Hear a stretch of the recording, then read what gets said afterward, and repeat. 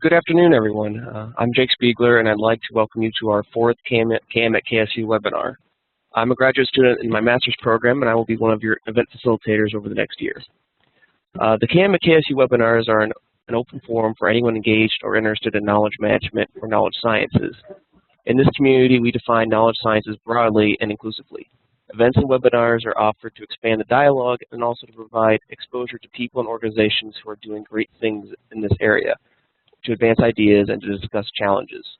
We want this to be your forum, so we encourage you to propose events. Just topics. Events, as we mentioned in our kickoff session, are not limited to presentations, but can be open to conversations and discussions, interviews, and so on. We're receiving many very interesting suggestions, and we have volunteers for another half a dozen events. Please do keep the ideas coming.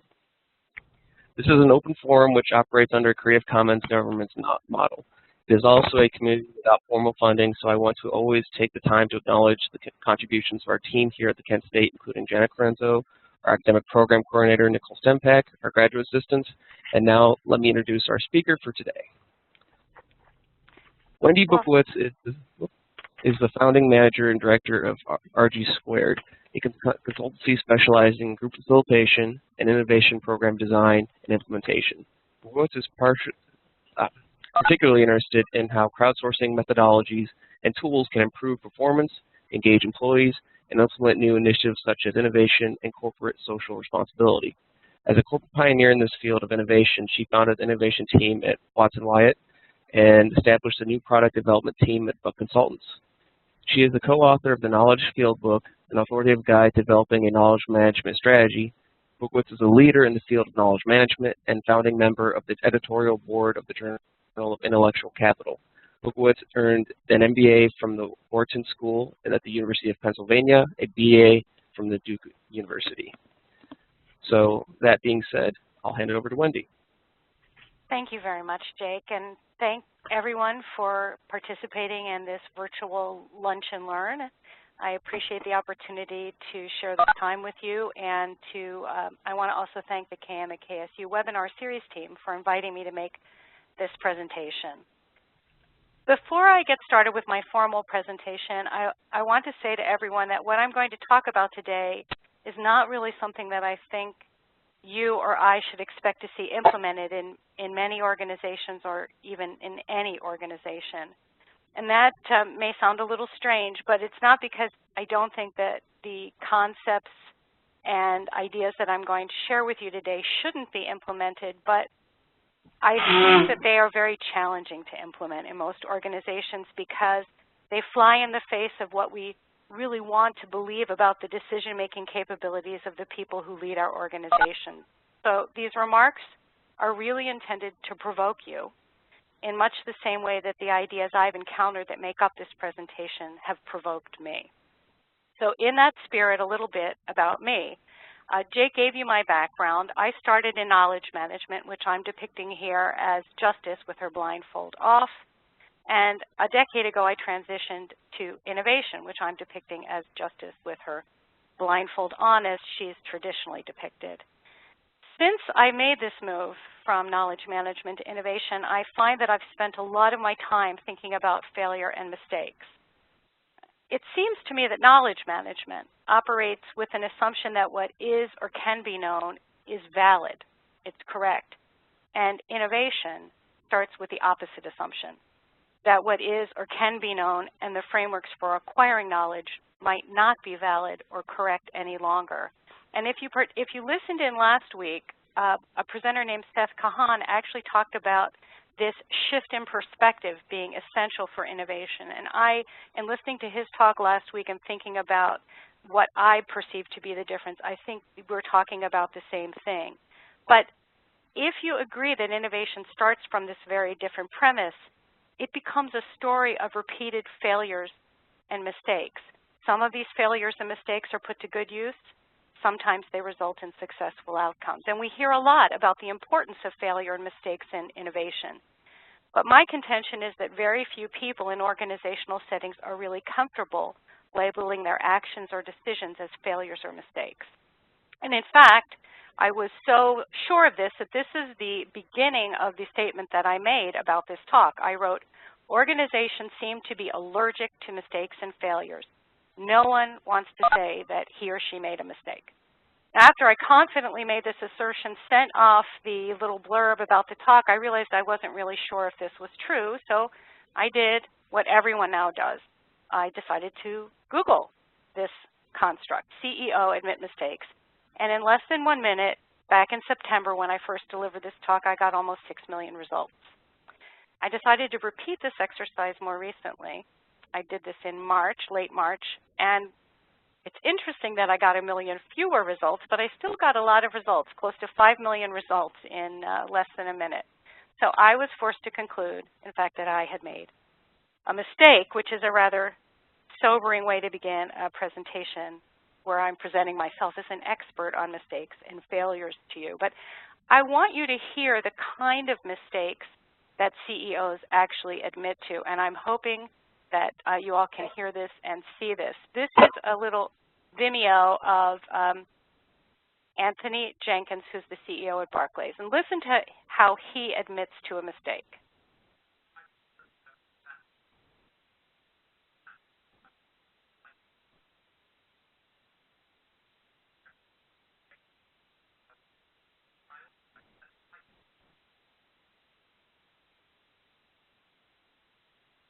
Wendy, I don't think we can. You guys aren't seeing this, are you?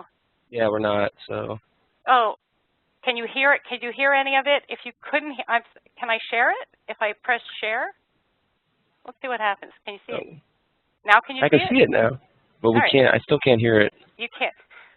Then I'm going to. I apologize for the technical difficulty. What the CEO really says is, yes, we made mistakes in the past, but you know, I assure you, we're not going to make them in the future. So it's a sort of admission of mistakes. It's as if it's okay to admit that you made a mistake as long as you promise you won't make any more. Somehow we believe that we can control outcomes. That's what CEOs are paid to do, deliver an outcome. So this implies a belief that we're going to be able to avoid mistakes.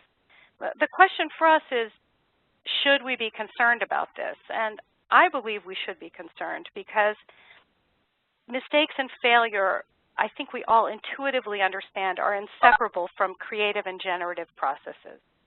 So if we don't have a useful conceptual model for engaging productively with our mistakes and failures, we really default to making mistakes inadvertently, and we experience failure really without a clear sense of purpose. So we might be choking off potential sources of collective and individual growth. The question before us is, can we learn to love mistakes and failures? Can we find ways of looking at them that do two things for us? First, that embrace our destiny as human beings who are going to make mistakes and who are going to fail. And secondly, can we find a way to avoid, prevent, or mitigate mistakes and failures which cause or lead to organizational decline or demise? So the conceptual framework for this talk comes from a book by Paul Shoemaker. He is a decision sciences professor at the Wharton School. And at the same time that I was reading Mr. Shoemaker's book, I was also reading this book, The Emperor of All Maladies, by Siddhartha Mukherjee. And this book is about the history of cancer research and treatment. Reading these two books together really made me see mistakes and failures everywhere. And drawing on these two books and my own musings, I'd like to explore today the potential that we can figure out how to make good mistakes and have productive failures. So first, we're going to look at decisions and ask if we can reasonably predict the outcome of our decisions. Can we know if we're going to make a mistake, and can we know if we're going to fail? This is a framework, the beginning of a framework from Mr. Shoemaker's book that talks about decision outcomes. He says that there are some controllable factors and some uncontrollable factors. One controllable factor prior to a decision being made is the quality of thinking and judgment before we actually make the decision. A second controllable factor after the decision, but something that we, the decision maker, and people taking action can still control, is how well we implement and how well we adjust. We can all think of decisions that were reached hastily, saved the day, and we can all think of decisions that were made with great amount of thinking and research and analysis, but the implementation was very poor. So we know that these two factors, which we control, can affect whether a decision outcome is good or bad, whether we decide we've made a good or a bad decision. But there are other factors that are well outside the decision maker's direct control that play a very large role in decision outcomes. Especially in situations where complexity and risk are high, the element of chance and the influence and actions of other people loom very large. The first time I gave this presentation was back in September, and at that time the presidential race was in full gear. Up until September 10th, that race was primarily run on domestic issues. That was the focus of the conversation. But several things occurred the week of September 10th that changed the entire course of the election. There was an attack on the Libyan embassy, and violent protests erupted in Egypt, Tunisia, and Yemen, and they became known as the Arab Spring. These events changed the discussion, and it became primarily about foreign policy, which played to President Obama's strengths and robbed Mitt Romney's campaign of all of its forward momentum. Finally, and a factor that I think is probably the most significant factor, is that after the decision is reached, someone has to decide whether it was good or bad. So who decides, at what point in the stream of time, and with what data matters to a very large extent in determining whether an outcome is deemed good or bad, a success or a failure, whether the decision was deemed as a mistake. Now, also at the time that I was putting together this presentation, a very interesting article appeared in the New York Times. The article concluded a very large federal project. Wow. Hello? Is everyone okay on the other end of the line? Jake, is that a yes? I think they're fine. I just went ahead and muted them. Okay, great. Thank you. Okay. This was an article that appeared in September of 2012. And what was really interesting about this article, that it was a large federal project, 440 scientists, 32 labs around the world. The study concluded that large chunks of DNA, which had previously been dismissed as junk, and you can see that in the title, and the junk DNA, which were large parts of the DNA strand, 80 to 90% of the DNA strand, were now understood as playing, and I quote, critical roles in controlling how cells, organs, and other tissues behave. What was really interesting about this article is that the initial finding that labeled this part of DNA junk took place in 1970, and it took almost 40 years for the judgment to be changed, that this was actually a mistake. This was a wrong way, incorrect way of thinking about this part of DNA. Why do these misunderstandings, these mistakes persist for so long? In most instances, those who are responsible for a decision, like the people, the scientists who decided that parts of DNA were junk with no biochemical function, tend to dismiss disconfirming information and respond to signals that reinforce pre-existing beliefs. We get caught up in self-fulfilling prophecies. Those who decided it was junk looked for or chose to understand evidence in such a way that confirmed their belief. What typically changes, aside from new technologies and new tools, and perhaps most essentially, is that new people come along, new people who were not involved in the original decision-making process. And this is important because, going back to who judges at what point in the stream of time and with what data, many decisions have very long tails. It's really hard to know if they were mistakes, potentially very serious mistakes with very serious consequences. Scientific research, especially, is replete with long-tail decisions. The history of cancer research and treatment that is portrayed in Mr. Mukherjee's book could also be described as a series of long-tail decisions, and I'm going to end my talk today with a story from that history of cancer research and treatment, which I think really puts into full display the challenge of knowing whether a decision is good or bad, when you judge the outcome of a decision. Before I leave this topic of decision outcomes and the question of can we know if we're going to make a good or a bad decision, I want to make two other points that Mr. Shoemaker makes in his book about decision outcomes that I think are important to keep in mind. The first is the limits of our knowledge. We may judge a decision to have been a good one, but unlike this giraffe who's actually able to sample the grass on the other side of the fence and decide if it's greener or tastier, we are often unable to compare the choice we made with the choices that we didn't. But what if we could know, like this giraffe, about the outcome of both choices, the choice we made and the choice we didn't make, because someone else did make it? Even if we had done well with our choice, how would we feel about it if we learned that the person or the organization that made the choice we didn't ended up doing much better? How would that affect the way we viewed our decision outcome? Might we then think it was a mistake? Might we then say, wow, we failed? The second factor that actually affects how we judge or evaluate a decision outcome is the fidelity of history. And this is because history is written by the winners, or at the very least by the survivors.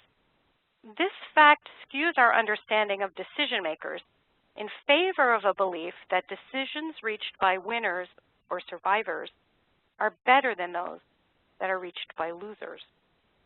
I suspect that this is because we want to believe that some people are better able to see a clear way ahead than others, even in very complex, high-risk situations. Again, we want to believe that leaders are leaders because they make better decisions than the rest of us, because they're the winners. Both of these constraints impose further challenges when we attempt to characterize our decisions as good successes or bad mistakes or failures. I'd like to wrap up this discussion of decision outcomes by telling you two stories that involve business leaders making business decisions. And as I read these stories, I'd like you to jot down your assessment of whether these decisions lead to a success or a failure. So while I'm telling you the story, just jot down. I'm going to tell you two: success or failure, good decisions, bad decisions. So here's the first story, a little graphic while you're listening to these stories and can think about them. Story number one: a $6.5 billion media company buys an online startup for $20 million. The startup was founded a year before the purchase by two recent college grads for $12,000. So the company spends a lot of money for this acquisition. Then the company asks the founders to stay on for the next 3 years as part of the deal, pretty typical, but then the company decides to leave them alone.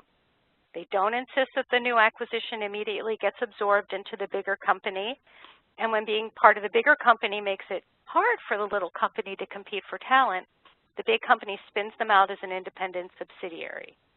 The subsidiary hires a new CEO who doesn't have any executive experience, but he does have some internet cred. He worked at Facebook and PayPal.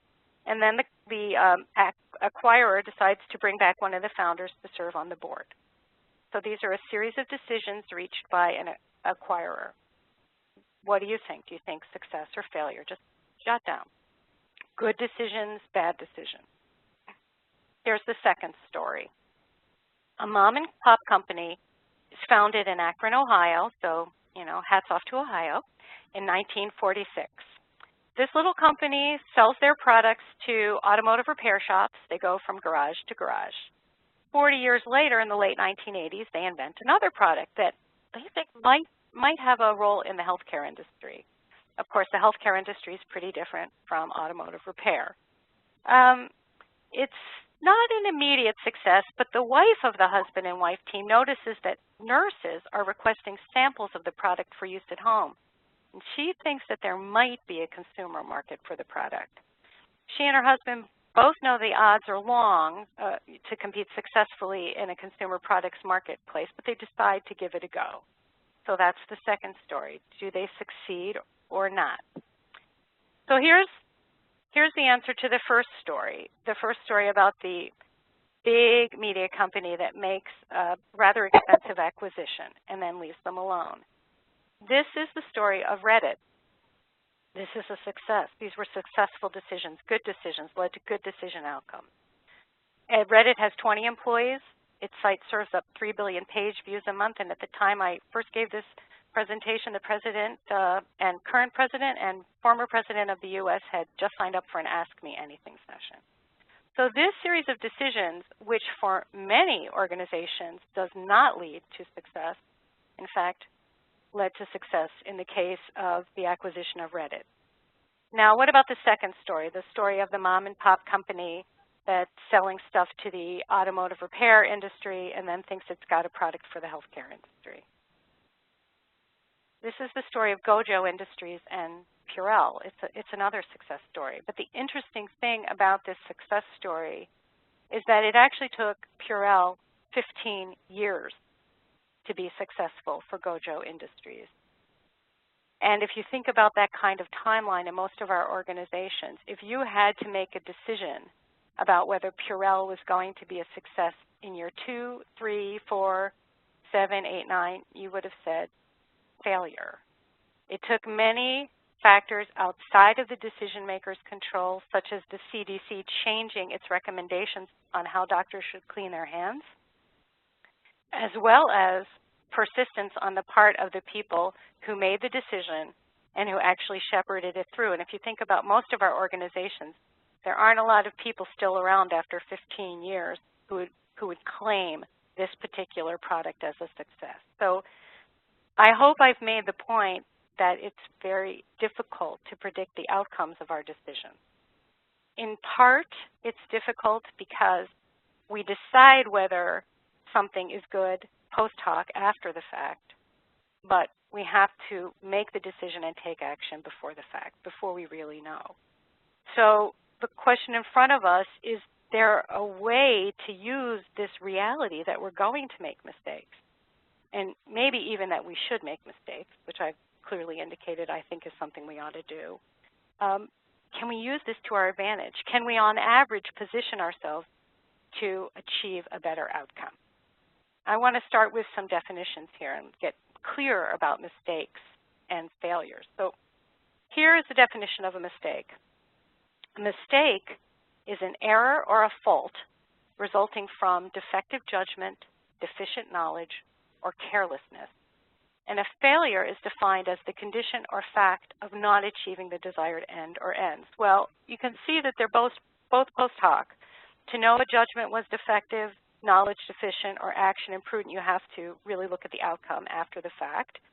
The definitions also make it clear that a mistake is not necessarily a failure, although it's frequently a precursor to failure. But both share the characteristic that they can only be known after the fact from the dictionary definition. The interesting thing, though, to consider is that Shoemaker suggests that we can design mistakes. We can purposefully make them. So the challenge for us is we're not going to be able to wait until the outcome to say that we're positioning ourselves to make a mistake. And Shoemaker doesn't want us to make any old kind of mistakes. He wants us to make brilliant mistakes. Now, what does he mean by this? He fortunately helps us out by presenting a typology of mistakes. And this is the classic 2x2 matrix with low and high on both axes. We have a cost axis and a benefit axis. And Paul Shoemaker says there are 4 types of mistakes. There's the trivial mistake. This is something we really shouldn't be too worried about. We don't put enough money in the meter and we get a ticket. We don't leave enough time and we miss our plane, but there's another plane. They're very annoying, but really nothing to spend much time worrying about. These are in stark contrast to tragic mistakes for which the cost is very high and there's little to no benefit. Texting while driving and losing control of a car, indulging in the pleasure of addictive drugs. These are always to be avoided whenever possible. Do not text and drive and drink responsibly. We hear this all the time. Serious mistakes are those that you really don't seek out, but if you have to go through them, in most cases you can achieve some sort of benefit. You can turn lemons into lemonade. Here, the examples are losing your job, getting divorced, some people might say getting married. Brilliant mistakes, the kind that Shoemaker is focused on, are a close cousin to serious mistakes, but they're different. They are the kind of mistakes that Shoemaker wants us to design for, and he tells us more about them in his book. He helps us understand what they look like. The brilliant mistake has three major characteristics.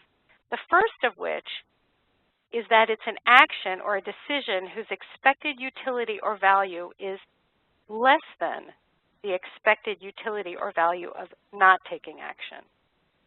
It's something that you believe going in is not likely to pay off. All of your previous knowledge and experience would encourage you to bet against the net positive gain from undertaking this kind of an action. The second characteristic is that something goes wrong or has the potential to go wrong far beyond the range of your prior expectation. The outcome of a brilliant mistake has to surprise us in some way. It has to be so far from what we anticipated or so difficult to fit within our current operating theory that we literally sit up and take notice. As a result of this, brilliant mistakes offer us the possibility that insights will emerge whose benefits far exceed the cost of the original mistake. They offer the potential for expanding the field of knowledge, for accelerating learning, and helping us achieve those greatly sought after breakthroughs, making giant leaps forward. This is why these sorts of mistakes are so closely associated with fundamental innovation. And lastly, a brilliant mistake occurs in a system with some slack. Last week, Seth Kahan talked about, in most organizations, operations and innovation being in conflict. And that's primarily because in most organizations that are focused on the day-to-day getting things done that have to be delivered today, their focus is on efficiency. If there is too much efficiency in an organization, no slack at all, and it's not possible for anyone to slip free from doing what has to be done day to day, it's very unlikely that a brilliant mistake is going to occur. So if we want to design for one of these things, a brilliant mistake, how do we get started? Where do we go to look for them? And Shoemaker says that there are two wells that we can draw from if we want to find ways to make brilliant mistakes.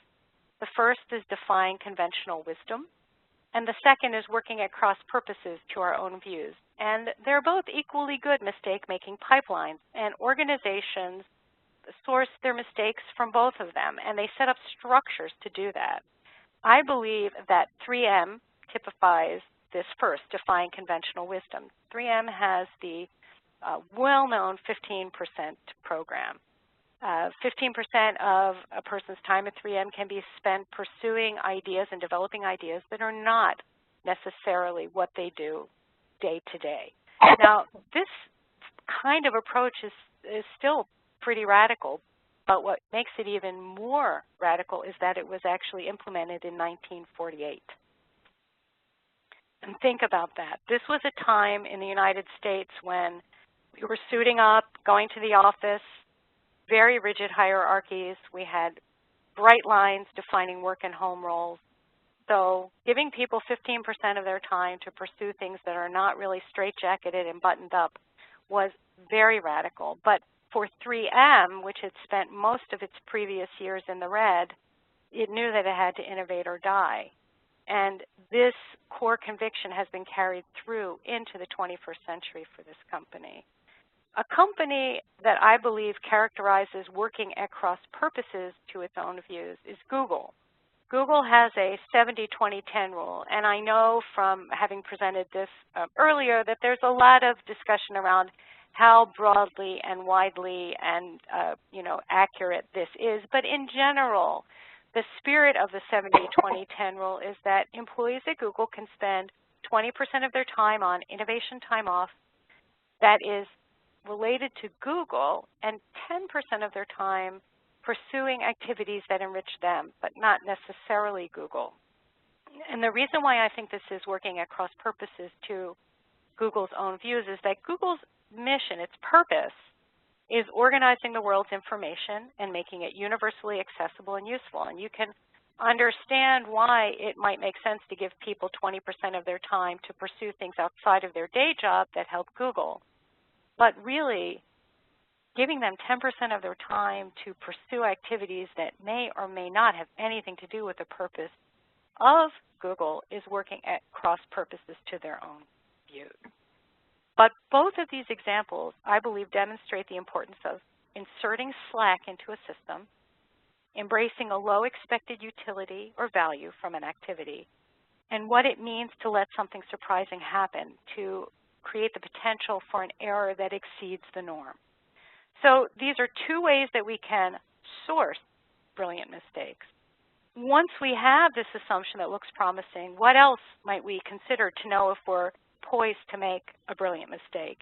And here I'm going to really crunch up the rest of what Mr. Shoemaker has to say and share it with you in about 7 minutes. So get ready to accelerate through all the other thinking about brilliant mistakes.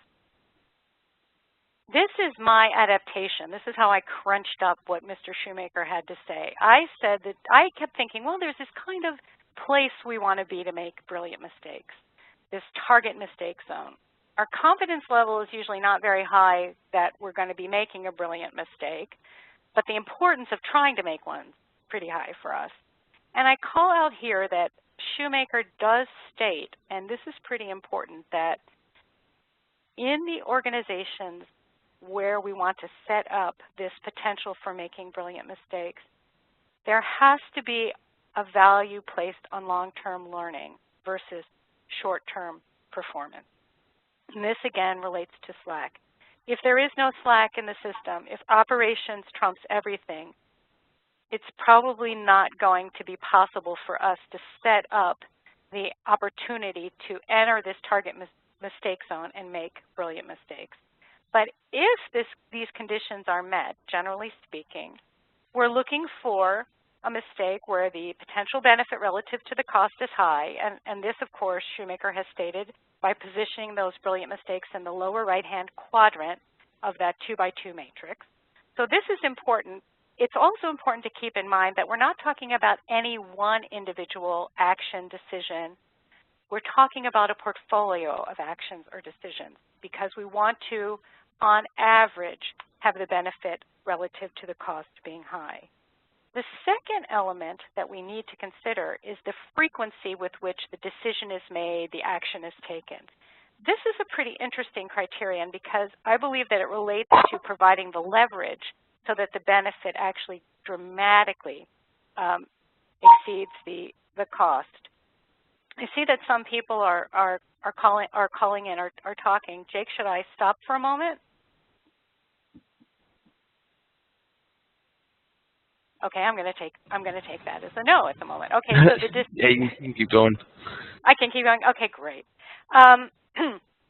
So if a decision is made frequently, so what's an example of a decision that's made frequently? In most companies, for example, the assumption is that you have accurate insight into the markets you serve, and many decisions flow from that: investments in new product development, enhancements to existing products. The more decisions that flow from the original decision create a lever so that the return, if we can find something that in fact makes us change our mind, helps us understand better, or changes what we're doing, the benefit can be very high. The third factor is that the environment is in flux. This is important because during periods of rapid change, mistakes are common currency, but most of them occur inadvertently. At the same time, instability provides an opening for trying something different with lower barriers to entry than during periods of stability. And here's an example of how an environment that's in flux provides the opportunity to enter this target mistake zone for brilliant mistakes. Every fall, the New Yorker publishes a Fashion Week issue. And back in 2012, it published an issue that featured a story about an Italian MBA graduate who was captivated by the notion of exploiting a rapidly evolving marketplace, the Internet, and mashing it together with haute couture.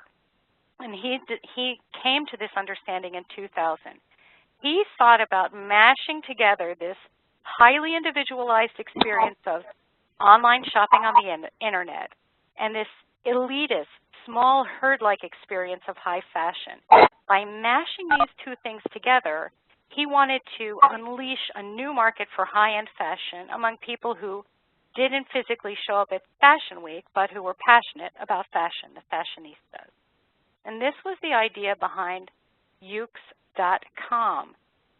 On the Yoox site, if you can't afford full-price designer clothing, you can still purchase what's called vintage haute couture, which means it's slightly off-season at a very deep discount.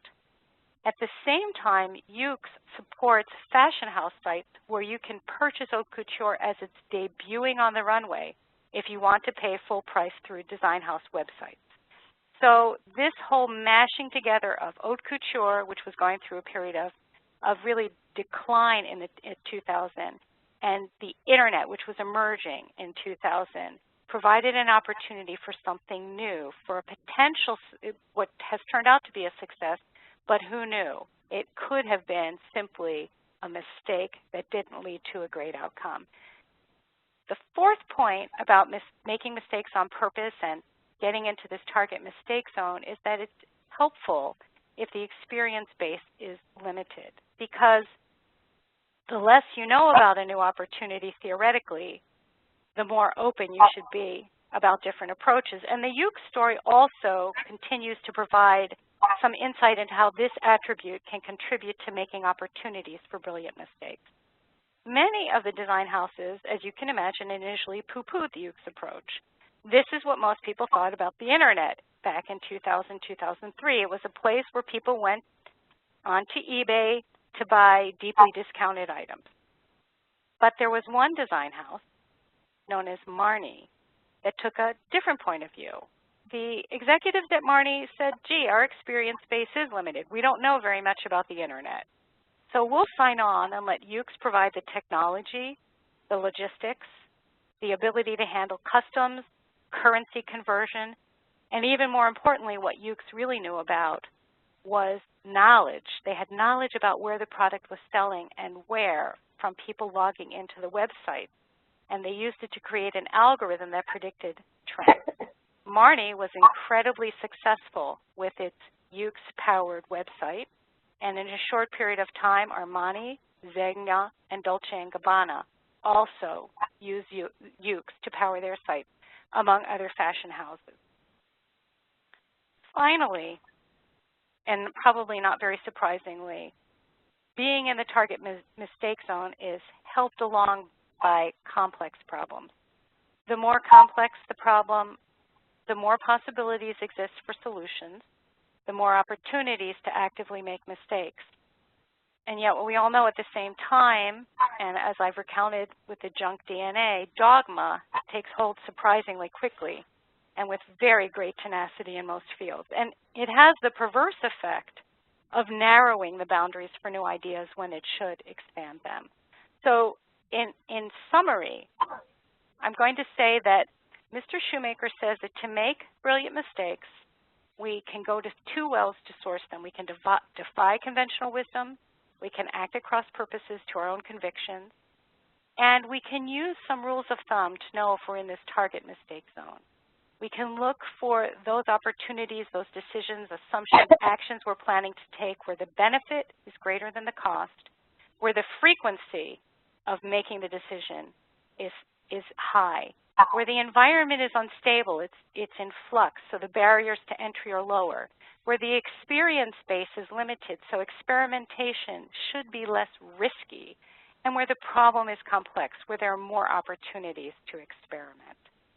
Now, these are the ways that we can think about making brilliant mistakes, and I believe that there is no place that characterizes the kinds of mistakes that have the potential to be brilliant than scientific research. And as I said, I was reading the book about cancer research and treatment at the same time that I was reading Mr. Shoemaker's book. So I'm going to close with a story from the field of cancer research and treatment because I think it brings together all of these constructs, concepts, theories, and guidelines that I've been presenting so far. So I'm going to wrap up with a story about cancer. Now, cancer is a big and it's a growing health problem. It's very big. It shocked me how big it is. In the United States, 1 in 3 women and 1 in 2 men will develop cancer during their lifetime. There are 156 million women and 151 million men in the United States. So 128 million Americans now living will develop cancer. This is just an enormous number of us who will develop cancer. Of the 2.4 million people in the United States who die each year, 25% die from cancer. 600,000 people a year die from cancer. And it's a growing problem. As we live longer, the odds of genetic mutations that result in cancer increase.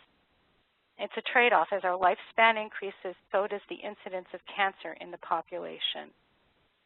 Cell division, which I'm depicting here, which most of you probably remember from some basic biology class, is the source of life. It's the process by which human beings grow, adapt, recover, and repair. It's also the source of cancer because cancer cells do all of these things: grow, adapt, recover, and repair better than normal cells. To quote Mr. Mukherjee, they are more perfect versions of ourselves. But from a human point of view, the perfection of cancer is twinned with our own human destruction. Failure is encoded in the biology of growth. It's actually inseparable from it. The awareness of cancer extends far backward in human history. Almost 4,000 years ago, in an Egyptian papyrus, there was a depiction of what was probably a tumor of the breast, documented in this Egyptian papyrus from 2500 BC. So we've known about cancer as a species for a very long time. But the history of trying to understand the mechanisms by which cancer occurs takes almost 1,000 more years, when the Greeks apply their knowledge of hydraulics, fluid mechanics, to bodily functions. They create these 4 bodily fluids, and they associate cancer with black bile. Now, for a very long period of time, since cancer is an age-related disease, until life expectancy begins to increase, we read more about other diseases: smallpox, tuberculosis, the plague, cholera. They blanket the historical record. And there is mention of cancer, but it's very sparse and hard to find. I can't recount the entire history of discoveries and theories that populate cancer research. So I'm going to focus in on the story of radical surgery because I think it embodies the hallmarks of the kind of mistakes that propel most fields of inquiry, most innovations forward, and hold them back at the same time. Now, removing cancerous tumors by cutting them out was practiced many millennia ago. It was actually practiced in ancient Egypt. But the obstacles that plagued surgery had to be overcome before the benefits of removing tumors could be seriously explored, other than palliative. It wasn't until 1850, so think I'm talking to you right now, I've gone back to 2500 BC, and now I'm at 1850. In 1850, pain is separated from surgical procedure using ether-induced anesthesia, and a man named William T.G. Morton, I believe he was actually a dentist, is credited with this discovery. 20 years later, in 1870, Joseph Lister uses carbolic acid, which is an antibacterial chemical, to promote antiseptic surgery, reducing the post-surgical complications of infection. These 2 advances were essential to free up surgeons to conceive the notion of not just removing cancerous tumors, but curing cancer through surgery. This is a huge innovation, the notion that you can cure cancer through surgery. And no one epitomized this approach more than a physician named William Halsted, who in the late 1800s pioneered and became associated with the practice of radical mastectomy as a cure for breast cancer. And I want to call out that William Halsted was a brilliant physician. He led Johns Hopkins here in Baltimore, where I'm physically located, for some time. and he contributed greatly to the advance of medical science. So the story that I'm going to tell about radical mastectomy, which is not the happiest story, is just one small piece of what this man did contribute. But this is a rather interesting story, I believe, and emblematic of what happens as innovations are attempting to be made and mistakes are, whether we're making a good mistake, a bad mistake, good outcome, bad outcome. Now, radical mastectomy involves, it's a fairly aggressive procedure. It involves removing the breast, chest muscles, and all of the lymph nodes under the arm. Halsted believed that this approach, while it was disfiguring, could eradicate cancer from the body. And he believed this because he had a theory that cancer metastasized through a kind of centrifugal force that spun metastases along a spiral path out from the original site. So if that is your theory, it makes sense to continue to widen your surgical scope as you seek a cure to remove the cancer from the body and cure the human from having the cancer. So here we have radical mastectomies being performed in the late 1800s. By the early 1900s, radical surgery is dominating approaches to cancer cure. And I note here that radiation is proven to stop cancer cells from dividing back in the 1900s. This will become an important element later. So we have 1890s Halsted performing radical mastectomy. 1900s, it's the dominant approach. In the 1930s, almost 40 years later, another surgeon comes along, and he uses radiation combined with another procedure which is less radical, a simple mastectomy, taking out much less tissue. And he gets pretty good results, but this so flies in the face of what is the dominant procedure that it is labeled a lumpectomy, which is a real put-down in surgical terms. It implies that the surgical approach is crude. We're removing a lump of tissue. And if you remember back to the junk DNA, the problem with applying labels to certain approaches is that when they are pejorative labels, they tend to push further inquiry out to the far edge of what's going on in a field, and it makes it difficult for people to pursue lines of inquiry. In the 1940s, chemotherapy delivers a good result, a short-term result for the first time in leukemia, a cancer of the blood. And I note that here because it's going to become important at the end of this story. So we have a generation from Keynes in the 1950s. A surgeon named Kryles rediscovers Keynes' approach, which has been shunted to the backwaters of cancer surgery. He resurrects this approach and tries it again. And the reason that he does this is because he poses a different theory. He poses the theory that for many breast cancers, metastasis doesn't spread in an orderly spiral path, but rather in a chaotic and unpredictable fashion to very far-flung parts of the body. And this means that a surgical procedure that removes lots of tissue near the original site may be ineffective. And Kryles does have some success, but it isn't for another 30 years after yet another surgeon researcher comes along, Bernard Fisher, who encourages other physicians to sign their patients into trials to provide enough data that in the 1980s, he is able to render a judgment about the best approach to curing breast cancer. And the conclusion he reaches is that the rates of breast cancer recurrence, relapse, death, and distant cancer metastasis are statistically identical amongst three treatment options: radical mastectomy, simple mastectomy, lumpectomy. Simple mastectomy followed by radiation. The lumpectomy and radiation that Keynes piloted in the 1930s. So it took nearly 100 years to render an accurate judgment about the decision to pursue radical mastectomy as the sole and correct approach for curing breast cancer. It was clearly a mistake.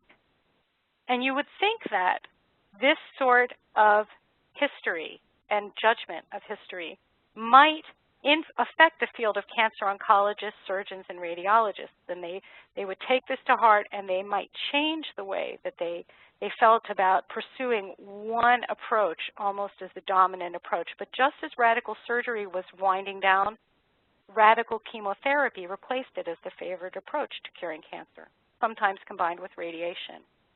And it hasn't been until recently that a new belief set has emerged, which really doesn't seek to cure cancer at all, but rather to manage it as a chronic disease. And today, many scientists are looking at these sorts of things, a changing array of targeted pharmaceuticals that actually manage cancer by inducing the body to isolate cells functioning in this way and destroy them the same way that the immune system takes care of other foreign and dangerous invaders. This way of thinking is a radical break from 2 centuries of thinking about cancer. Cancer, a genetic mistake that leads to system failure, is really now understood as being inseparable from the biology of growth. Some believe that trying to eradicate it might be fruitless, but effectively managing it is viewed as possible. And this is the same kind of radical perspective that I think Shoemaker wants us to adopt with respect to human behavior mistakes. He wants us to understand that mistakes and failure are inseparable from individual and organizational growth. And rather than seeking to eradicate them, he urges us to learn how to push past the rather unpleasant confrontation with human limitation and fallibility that making mistakes brings about, and encourages us to find ways to manage mistakes, to make brilliant ones, so that on balance we gain more than we lose from our inevitable lot as human beings who are going to make mistakes. And I want to close my talk today with this quote from Shoemaker, which riveted me when I read it. "If a few mistakes can be good, wouldn't a few more be even better?" Thank you.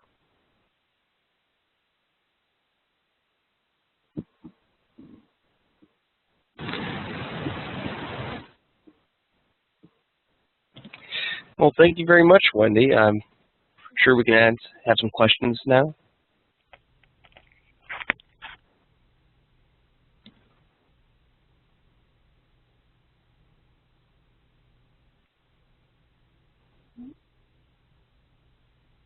Does anyone have any questions?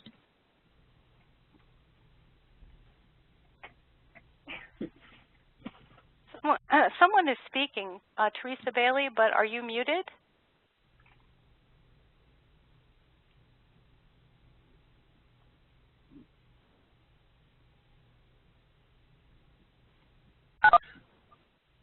Okay, it looks like I'm getting a few questions in through the chat, so I can go and ask you them, Wendi.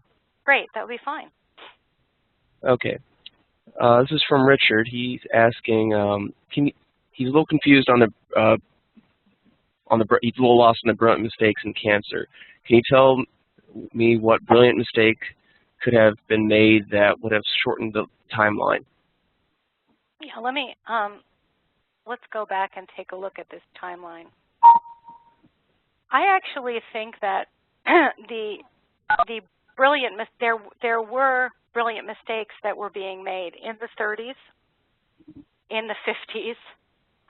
All of these discoveries had the potential to be brilliant mistakes. But there is something about the way which we in our systems actually embrace this disconfirming information that doesn't permit them to be brilliant mistakes. I mean, when you look at this, I think it says something about what happens, and I've been thinking a lot about this, you know, the dual-edged sword of expertise. Because Halstead was renowned as an expert in his field, and it really kept people from challenging him. And I think when you think about our organizations, we believe that leaders, as I said very early, are those who make better decisions. So if they decide, for example, that this new approach is not a brilliant mistake, they disconfirm those. Remember we talked about those results being outside the norm of expectations? Keynes was delivering results that were outside the norm of expectations, but no one was willing to acknowledge that. There was no place in the system for being able to absorb that information and acting on it. I actually think that the serious mistake is the mistake that radical surgery was the best and only cure. there were brilliant mistakes being made all around, but the system was not in a position to be able to absorb them or notice them.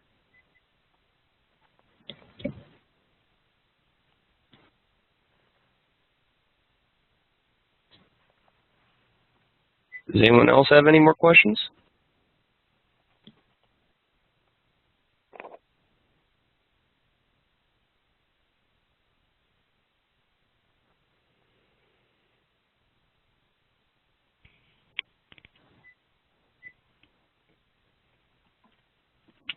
Well, Wendi, it looks like we don't have any more questions filing in, so looks like we can start wrapping this up for today.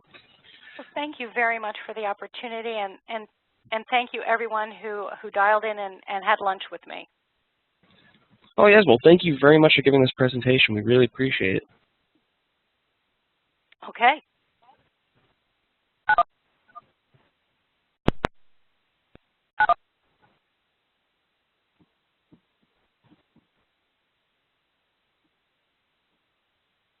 So in that spirit, a little bit about me. Jake gave you my background. I started in knowledge management, which I'm depicting here as Justice with her blindfold off. And a decade ago, I transitioned to innovation, which I'm depicting as Justice with her blindfold on, as she's traditionally depicted. Since I made this move from knowledge management to innovation, I find that I've spent a lot of my time thinking about failure and mistakes. It seems to me that knowledge management operates with an assumption that what is or can be known is valid, it's correct.